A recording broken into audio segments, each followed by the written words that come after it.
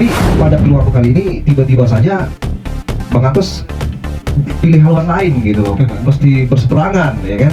Nah ini kenapa tidak bergandengan kembali untuk melanjutkan pembangunan kota Sukabumi? Mungkin bertindak selaku wakil, ya. bukan selaku wali kota. Tapi kalau wakil bertindak selaku wali kota, ya otomatis terjadi cekcok antara kedua individu ini. Dalam pencapaian visi itu, ya saya melihat ada hal-hal yang memang tidak bisa saya lakukan. Setelah saya sarankan, tidak dilaksanakan, ya makanya otomatis kita harus berbuat lebih banyak. Nah, untuk berbuat lebih banyak ini memang posisi kita harus menjadi wali kota. Assalamualaikum warahmatullahi wabarakatuh. Dari kawasan Semerup, Kecamatan Layarangan Kerinci yang kami pancarluaskan melalui frekuensi modulasi 99,0 Andalas FM Radio Nyohangkito.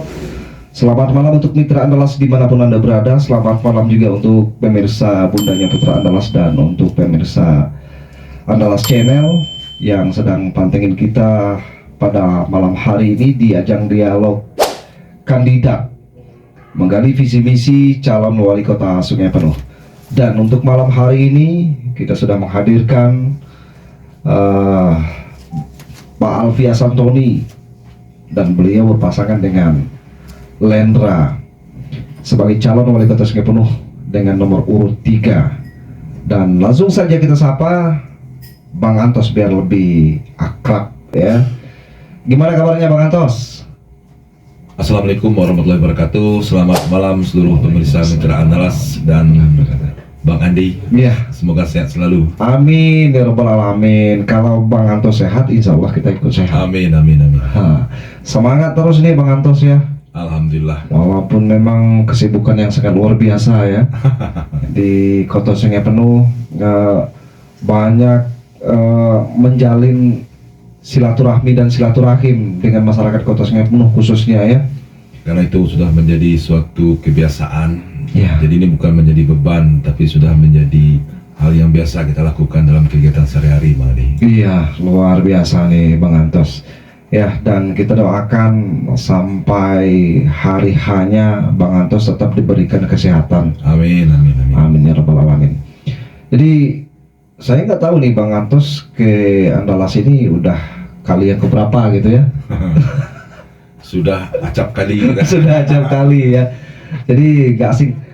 Dan dulu sebagai ketua STIE ya. Ya, siap, siap. Kemudian yang terakhir beliau sebagai wakil wali kota Sungai Penuh. Ini karirnya kian menanjak saja ini ya. Amin. Terbukti memang sejauh ini figur beliau khususnya di Kota Sungai Penuh sangat baik, dan tentu ini atas permintaan masyarakat ya, sehingga dengan itu beliau tampil ke depan.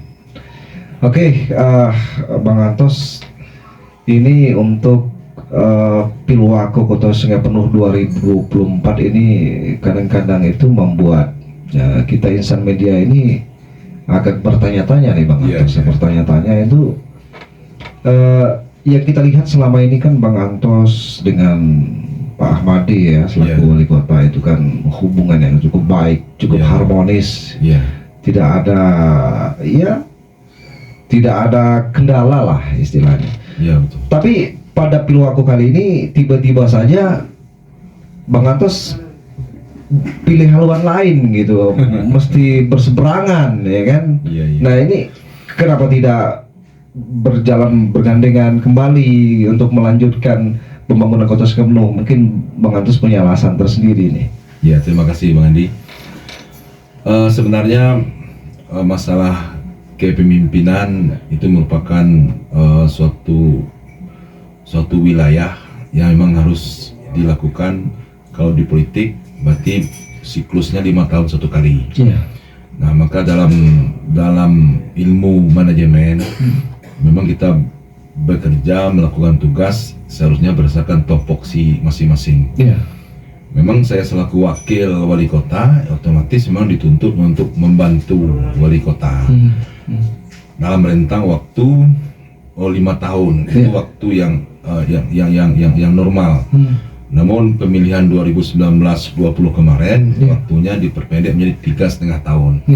Maka dalam 3,5 tahun itu, maka saya memposisikan diri sebagai wakil wali kota, yang otomatis membantu wali kota. Maka dalam setiap aktivitas, maka kita melakukan kegiatan itu berdasarkan topoksi kita dan juga instruksi daripada wali kota itu sendiri dalam rangka untuk mewujudkan visi dan misi yang telah kita tetapkan.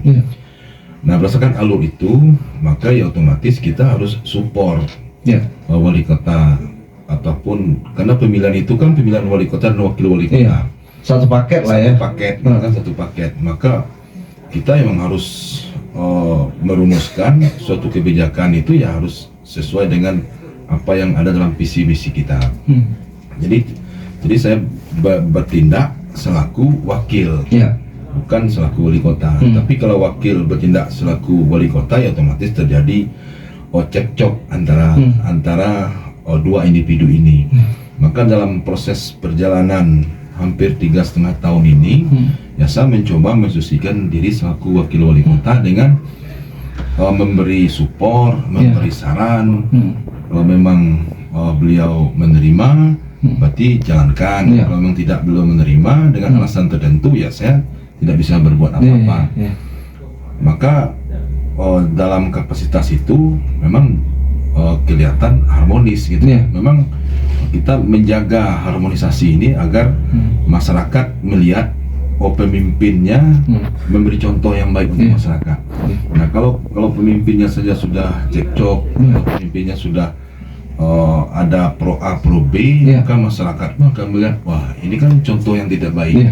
Nah, saya mencoba berbuat bagaimana seorang pimpinan daerah itu bisa bekerja sama.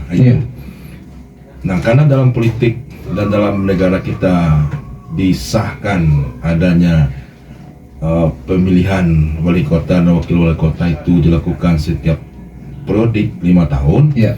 Maka dalam proses pencalonan ini, otomatis dalam perjalanan 3,5 tahun itu banyak visi dan misi yang saya dulunya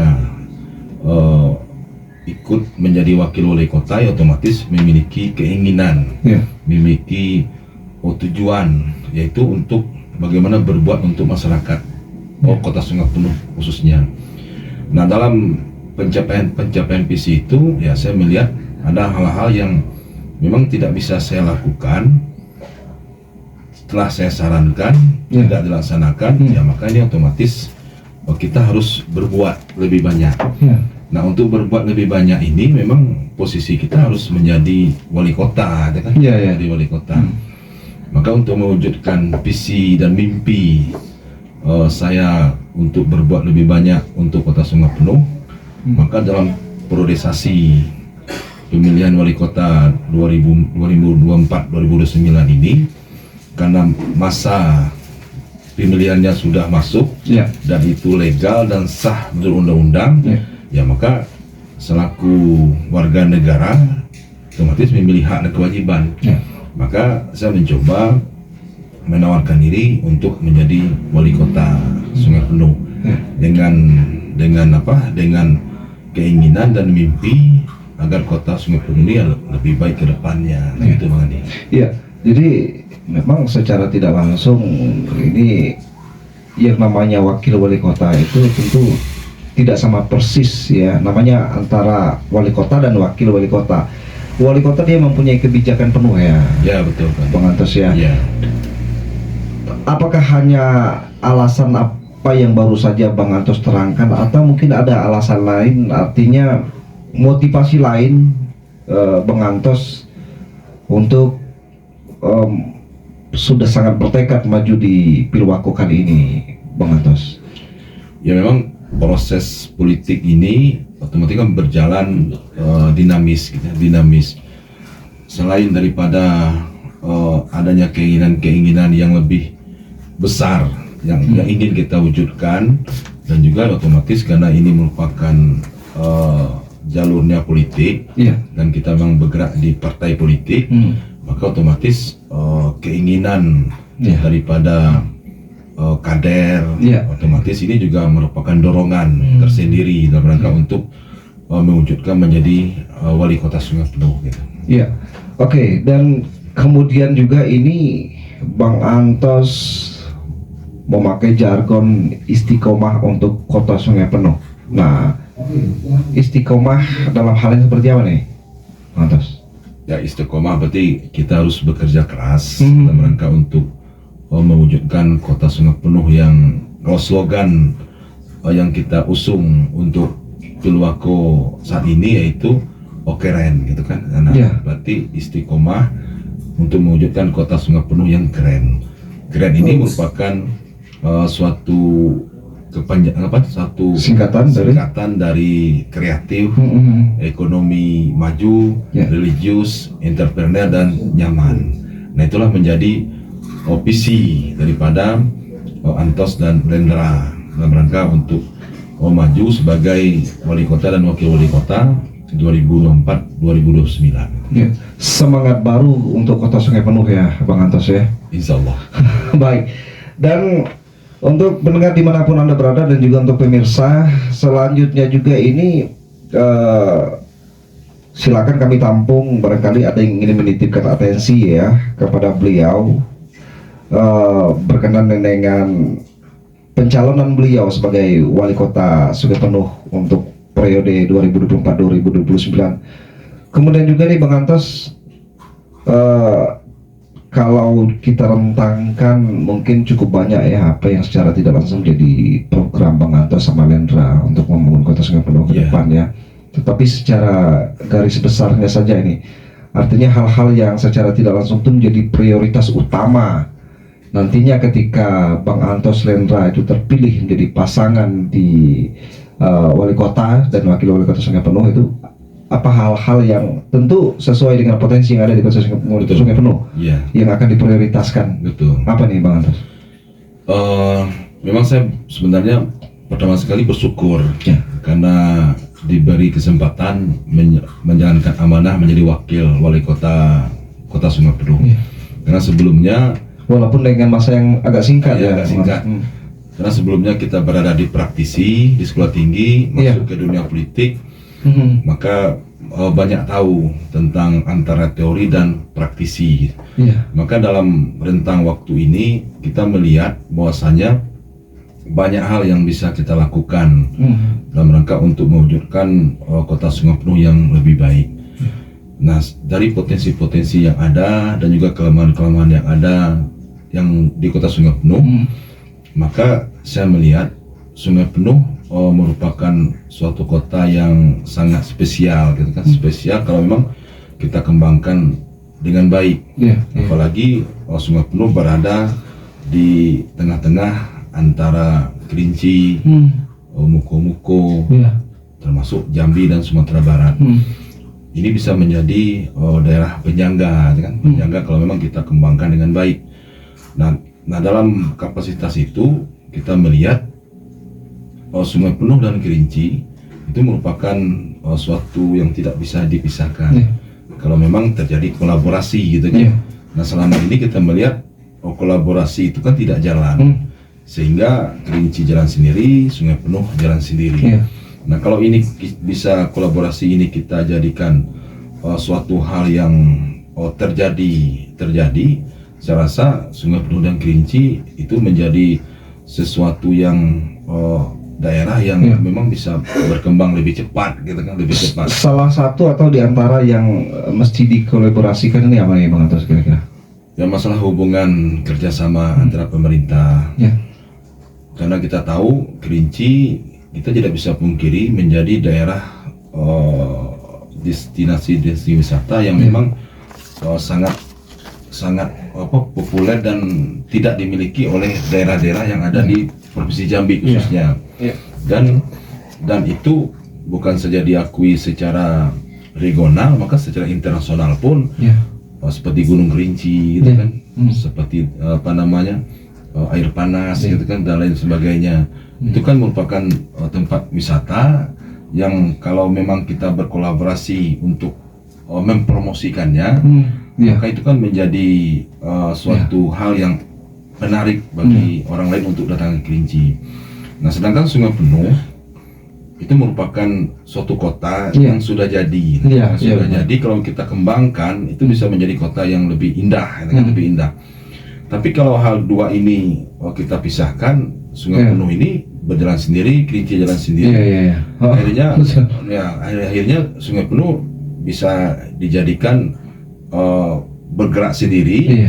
tanpa harus menawarkan yang ada di Kerinci. Iya, benar-benar. Nah, tapi kalau ini kita kolaborasikan, Sungai Penuh mempromosikan daerah Iya. wisatanya dari Kerinci. Iya. Nah, sedangkan orang datang ke Kerinci nginapnya di Sungai Penuh, Iya. gitu kan, dan istirahatnya di Sungai Penuh. Iya. Ini kan merupakan kolaborasi yang bagus. Iya. Maka berdasarkan 3 tahun saya menjabat menjadi wakil wali kota, saya melihat ini suatu potensi yang harus kita kembangkan, Maka Sungai Penuh bukan menjadi daerah tujuan wisata, tapi menjadi kota wisata. Kota wisata ya. Kota wisata yang menjadi penopang Kerinci, yang menjadi tujuan wisata. Nah, syarat menjadi kota wisata itu ya otomatis masyarakatnya harus ramah, Iya. fasilitasnya harus bagus, gitu kan. Wajah kotanya juga harus menarik, Tertata dengan baik ya. dengan baik. Nah, wajah kota yang baik ini bukan saja bangunannya yang bagus, tapi otomatis bersih, gitu kan, dan juga lalu lintasnya juga tertib, sehingga masyarakat yang tinggal di Sungai Penuh juga merasa nyaman. Nah, ini harus kita ciptakan. Nah, dengan wajah kota kita yang baik dan promosi yang kita lakukan, kita bukan ego sektoral, gitu. Kita juga Sungai Penuh juga harus mempromosikan datang ke Sungai Penuh untuk melihat Gunung Kerinci, Bunte, gitu kan, termasuklah tempat-tempat wisata lain sebagainya. Nah, bukan hanya mempromosikan yang ada di kota Sungai Penuh ya, harusnya. Karena kita memposisikan diri menjadi penyangga, penyangga. Karena Sungai Penuh tidak memiliki situs ataupun destinasi wisata yang memang bisa kita jual secara fenomenal, gitu, sama dengan Kerinci. Gitu. Nah, kita harus sadari itu. Bagaimanapun kita jual Bukit Kayangan, memang lebih indah Gunung Kerinci, gitu kan. Nah, jadi kita tidak bisa paksakan. Jadi posisi ini harus kita kombinasikan dengan kolaborasi dengan Kabupaten Kerinci. Nah, ini yang ingin kita lakukan ke depan. Itulah sebabnya kita membuat visi kita ini adalah kreatif, gitu. Kreatif, karena Sungai Penuh yang luas wilayahnya hampir 4.000 meter persegi, 60%-nya adalah TNKS. TNKS, berarti tinggal 40% yang kita bisa budidayakan. Nah, kalau 40% ini dengan jumlah penduduk hari ini 103.000 orang. Nah, pada tahun 2030 sampai dengan 2040 besok, maka otomatis wilayah ini tidak akan bertambah, tapi populasi masyarakat otomatis bertambah. Nah, kalau semua masyarakat kita mengandalkan area yang ada hari ini, otomatis akan sempit, gitu. Maka yang dibutuhkan adalah kreativitas, kreativitas. Jadi bagaimana mengembangkan diri agar siap untuk bersaing dengan siapapun. Nah, dalam rangka untuk mengembangkan diri ini, salah satunya adalah agar masyarakat kita memahami, gitu, memahami daripada apa kekuatan, apa kemampuan yang dia miliki. Nah, ini yang akan kita support, Dan untuk menghadirkan masyarakat ataupun anak-anak muda yang kreatif ini, tidak bisa kita biarkan begitu saja dengan program-program saja. Tapi pemerintah harus hadir, gitu.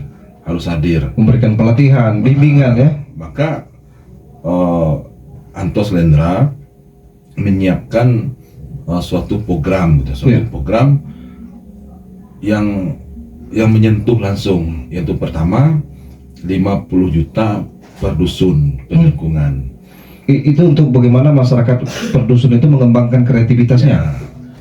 yang selama ini program itu sudah ada, Ya. tapi tidak tepat sasaran. Oh. Tidak tepat sasaran. Jadi kita menginginkan tumbuh kembangnya kreativitas ini dari bawah tuh, Iya. dari bawah. Tidak tepat sasaran, makanya tidak ada perkembangan, Tidak, gitu ya. tidak ada perkembangan, itu kan. Jadi adanya dana 50 juta per dusun ataupun lingkungan, Iya. ini merupakan dana yang memang kita anggarkan dari APBD. Ini per dusun beda dengan per desa ya, Bang Antas? Beda. Beda ya. Jadi setiap desa ada 4 dusun. Oh iya, ya. Setiap kelurahan ada 2 lingkungan gitu. Iya, iya, iya. Jadi kita menganggarkan 50 juta per dusun atau lingkungan. Ya. Nah, dana 50 juta ini merupakan salah satu dana talangan ataupun dana support Iya, iya. untuk anak muda, Iya. untuk ibu-ibu atau bapak-bapak yang di dusun adalah melakukan kegiatan-kegiatan yang memang mengembangkan dirinya. Iya. Seperti anak muda mungkin untuk latihan tarian, Iya. butuh butuh snack, Iya. butuh air minum, gitu kan. Selama ini kan mereka untuk kegiatan acara harus minta sumbangan, gitu kan. Nah, dengan adanya dana dusun ini, Pak Kadus kan tahu, Iya. memang ada enggak pelatihan, ada enggak latihan, ada enggak acara, karena dia berada pada level bawah. Ini dalam kurun waktu berapa lama nih dana 50 juta mereka bisa pakai gitu, Bang Antas? Atau sekali jalan atau seperti apa nih? Atau setiap tahunnya? Setiap tahunnya. Oh, setiap tahunnya. Setiap tahunnya. Setiap tahun Pak Kadus itu kita anggarkan 50 juta. Dengan harapan juga nanti dengan adanya support perdana tersebut, mereka harapannya nanti bisa mengembangkan kreativitas mereka dan kalau bisa memang sudah mandiri lah, Bang Antas ya. Ya, sampai dengan tahap tahap Hampir sama dengan BUMDes lah kira-kira ya. Ketika dia memang sudah bisa menghasilkan gitu, maksud Bang Antas ya, dengan kreativitas mereka yang sudah bisa dijual. ya kreativitas di semua bidang. Iya. Kalau memang dia di bidang kesenian, Iya. berarti kita support bidang kesenian. Kalau memang di bidang usaha, kita support di bidang usaha. Olahraga. Kalau olahraga, kita support di bidang olahraga. Dan ini merupakan untuk membangkitkan semangat anak-anak muda yang ada di dusun-dusun. Yang selama ini mungkin terkendala karena mungkin tidak mampu bersaing di tingkat kota, di tingkat kecamatan, karena dia tidak pede, mungkin tidak percaya diri. Tapi kalau dia berteman di lingkungannya atau komunitasnya, otomatis dia berani.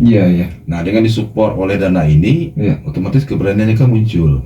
Dengan keberaniannya muncul, maka otomatis di tingkat kota atau di tingkat kecamatan, berani bersaing. Nah, berani dia bersaing. Nah, maka karena dia sudah berani untuk menampilkan diri, maka di tingkat kota kita menyiapkan rumah keren namanya.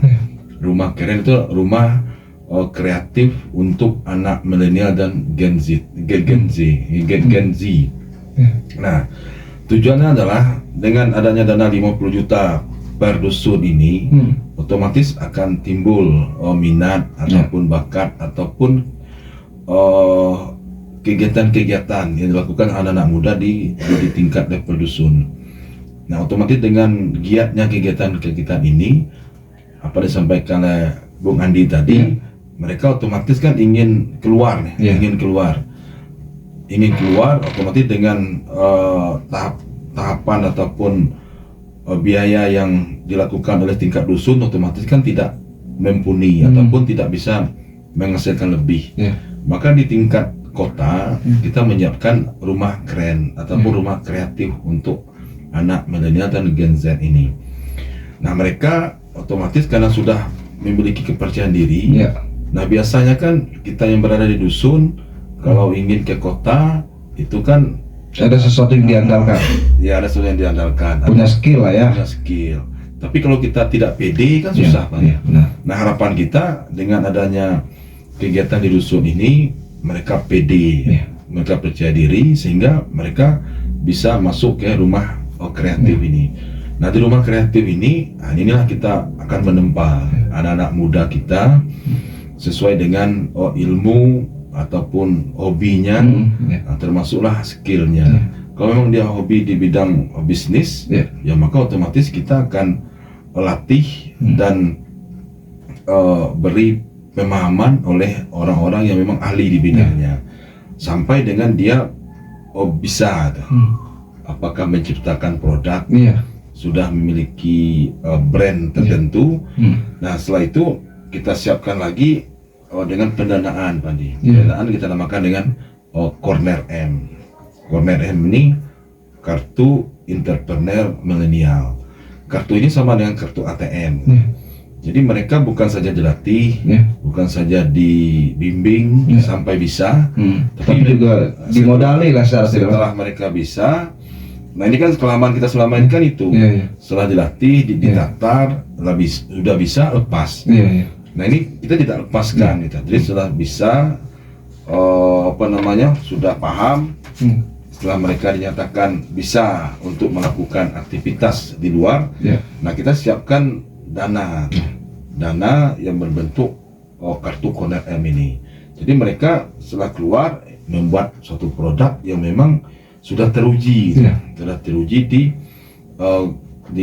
rumah kreatif ini. Nah, itu kan salah satu bisnis ataupun ekonomi program produk. Nah kalau memang anak muda itu hobinya di seni gitu kan, itu ya kita latih seperti hobi paduan suara. Nah kita sekarang kan melihat anak-anak kita untuk mengembangkan bakat dan seninya itu terbatas, karena anggaran yang tidak disiapkan. Nah dengan adanya rumah kreatif ini, kalau memang ada anak-anak muda Sungai Penuh yang memiliki suara yang bagus, gitu kan, dengan latihan yang dilaksanakan oleh rumah kreatif, nah mereka akan kita fasilitasi untuk ya ikut seperti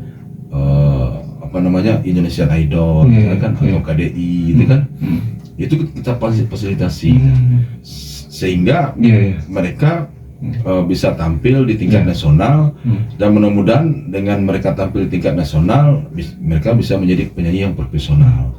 Kalau sudah menjadi penyanyi profesional ya otomatis mereka sudah bisa untuk menghidupi kehidupannya sendiri, gitu kan. Dan juga sekaligus mengharumkan nama kota Sungai Penuh. Nah, mengharumkan kota Sungai Penuh.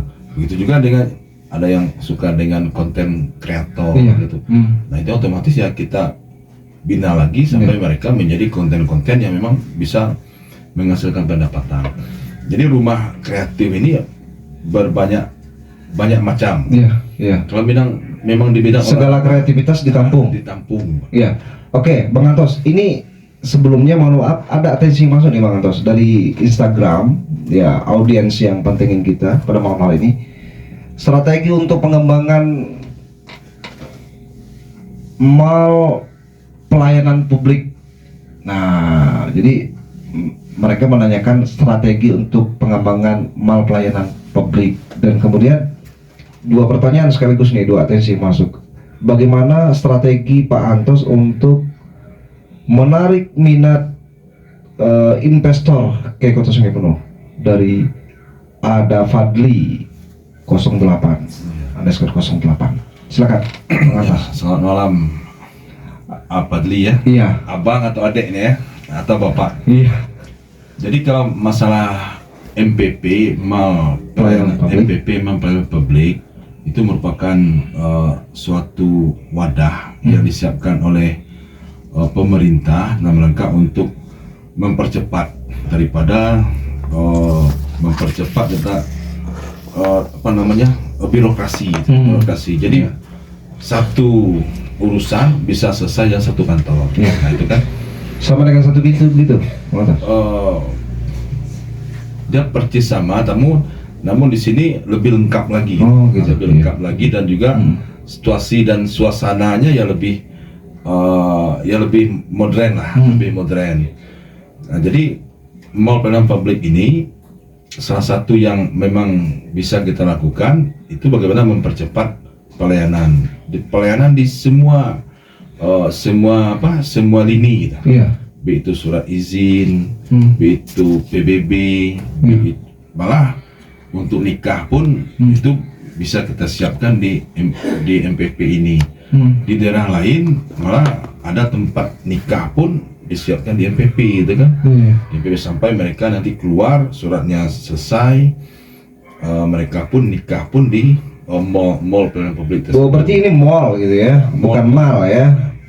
Mall pelayanan publik. tapi bentuknya bisa seperti mall. Oh iya. Bisa seperti mall.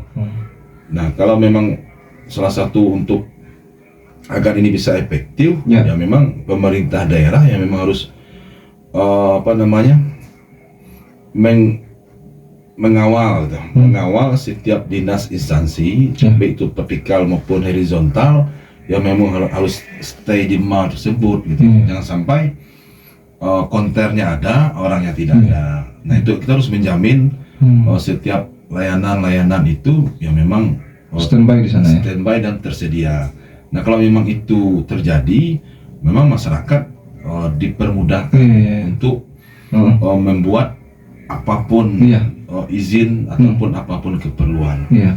Kadang masyarakat ini satu orang dia bisa mengunjungi 3 instansi, Tiga ya. instansi. Kan Padahal udah ada di sana semuanya. untuk Nggak satu keperluan. Itu satu keperluan. Jadi dengan adanya mal publik, pelayanan publik ini berarti 3 instansi cukup Dalam satu mall itu. cukup dalam satu mall tersebut.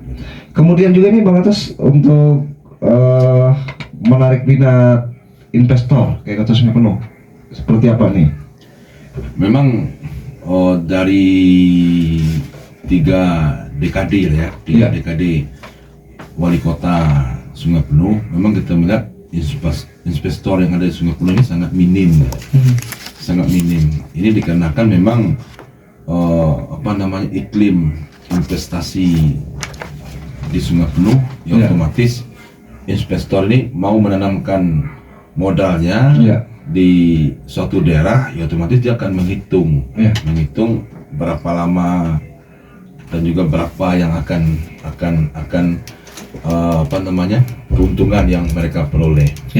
Nah, di sini salah satu yang bisa kita lakukan untuk mendatangkan investor ini, itu bagaimana kita membuat suatu perusahaan daerah, perusahaan daerah yang di dalamnya terdiri daripada beberapa investor-investor yang akan melakukan aktivitas-aktivitas, baik itu nantinya ya kita harap ini investor ini mau melakukan investasinya, ya otomatis kita harus berbuat terlebih dahulu ya iklim investasi ini bagaimana. Karena kita tahu Sungai Penuh itu merupakan daerah yang akomodasinya ya jauh dari kota, kan? Dari Jambi 9 jam, dari Padang 6 jam. Nah, kalau investor itu kan dia ingin cepat, dan melihat yang akan dia investasikan ini bagaimana, apakah menguntungkan atau tidak. Nah, selama ini kita investor yang ingin masuk ke Sungai Penuh memang terkendala dengan berbagai banyak aturan-aturan yang memang yang harus kita perbaiki, kan? Nah, maka saya mempunyai ide, karena kemarin juga pernah studi banding ke Sumatera Barat. Sumatera Barat itu memiliki satu buah wadah, gitu.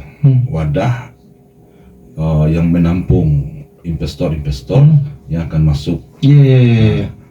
Investor ini akan ditampung dan menanam modal pada suatu perusahaan daerah. Perusahaan daerah ini merupakan perusahaan yang akan melakukan kolaborasi dengan investor-investor yang ada dari luar, gitu kan, dari luar. Nah, Sungai Penuh itu juga menjadi peluang. Nah, ini yang harus kita kaji, gitu, harus kita kaji. Nah, kalau ini memang bisa kita lakukan, maka otomatis ini akan menjadi peluang.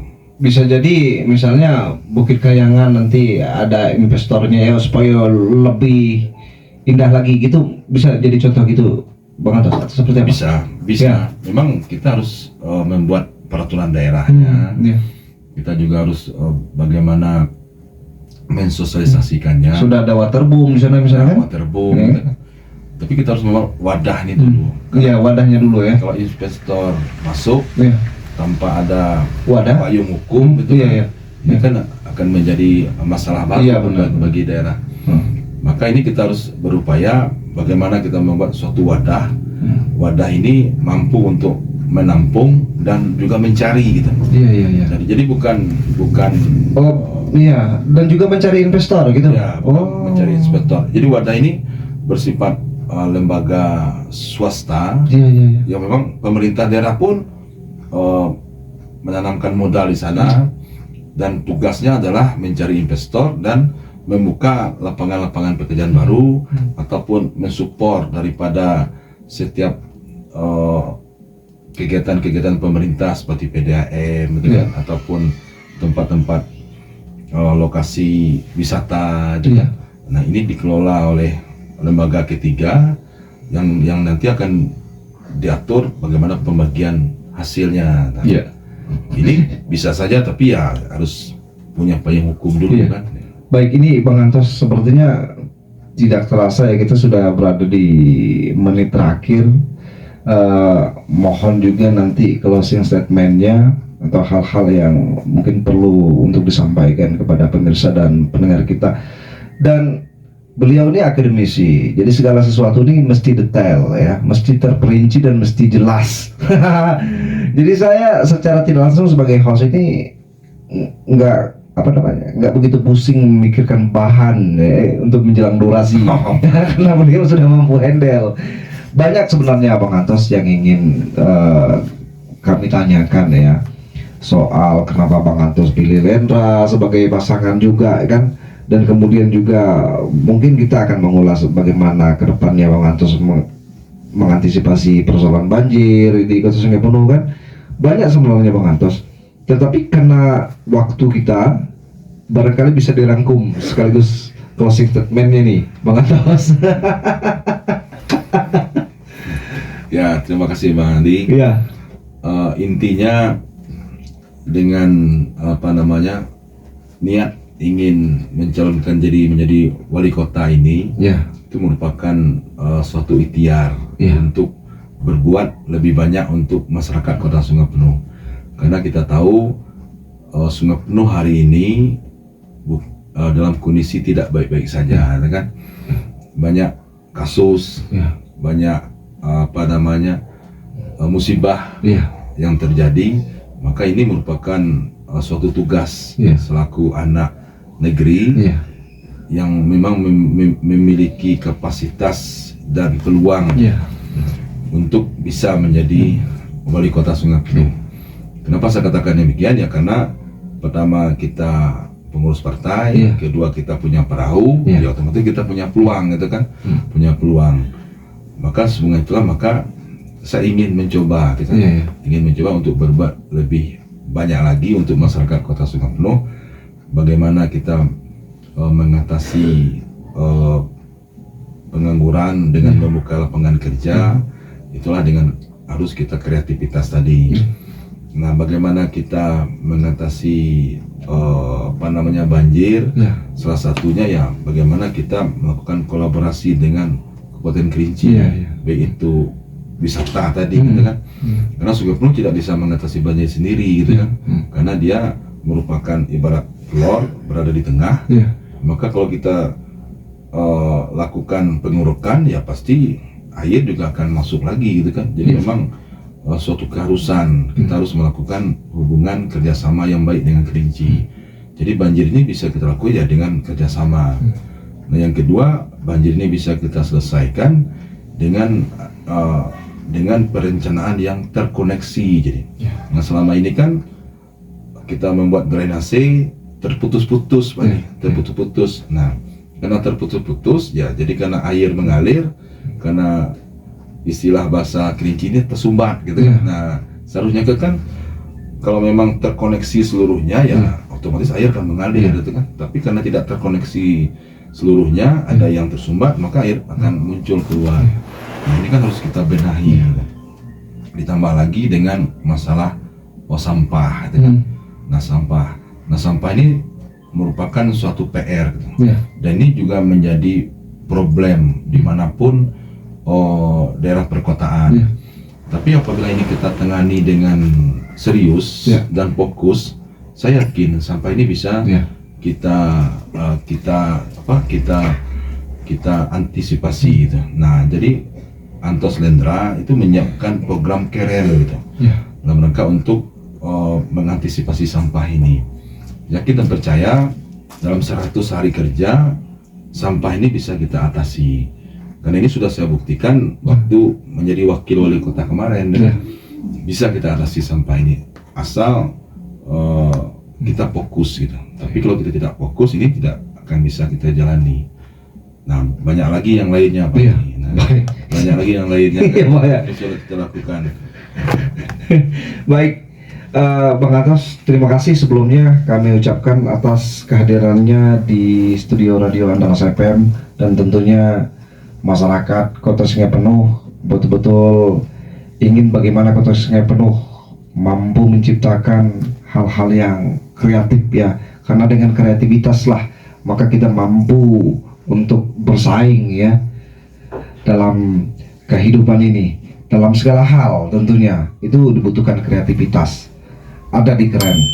Dan cukup ya Bang Antos ya. Sebenarnya mau nyambung ya, tapi karena nanti wah kok Bang Antos lebih dari waktunya gitu kan, nanti banyak yang protes ya. Tapi untuk supaya lebih adil ya kita batasi juga ini. Kalau beliau ini hobi ya. Terima kasih untuk Mitra Andalas dimanapun Anda berada. Terima kasih untuk pemirsa Bundanya Putra Andalas dan pemirsa Andalas Channel. Saya Andi Andalas pamit undur diri dan semoga tetap sukses ya Bang Antos ya. Amin. Assalamualaikum warahmatullahi wabarakatuh. Waalaikumsalam.